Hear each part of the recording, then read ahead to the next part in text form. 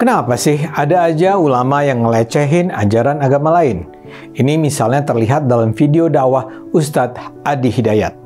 Adi menertawakan salah satu ayat dalam Alkitab Injil yang menceritakan pergumulan Nabi Yakub.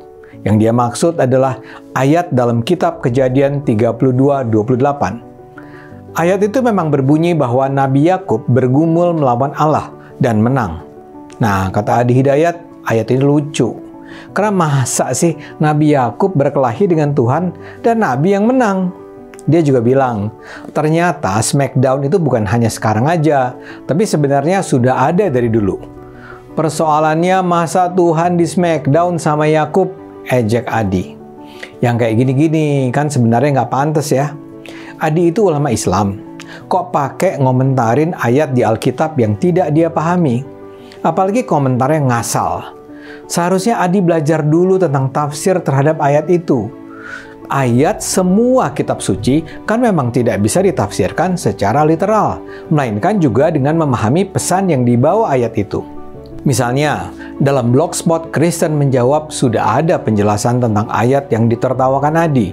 Di situ dikatakan bahwa yang bergumul dengan Nabi Yakub itu bukan Tuhan Allah, melainkan malaikat.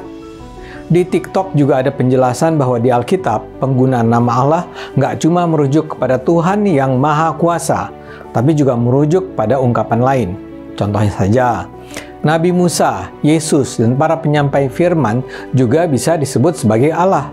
Selain itu, mereka yang menjadi hakim juga disebut Allah. Malaikat dan makhluk surgawi juga diperumpamakan dengan istilah Allah. Jadi, Adi Hidayat nggak bisa gitu aja bilang Tuhan Allah dikalahkan Nabi Yakub. Blunder Adi Hidayat ini nggak perlu terjadi kalau dia hati-hati dan mau belajar lebih serius soal agama lain.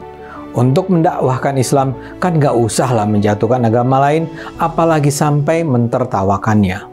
Kalau kayak gini kan jadinya malu sendiri. Yuk beragama dengan cerdas.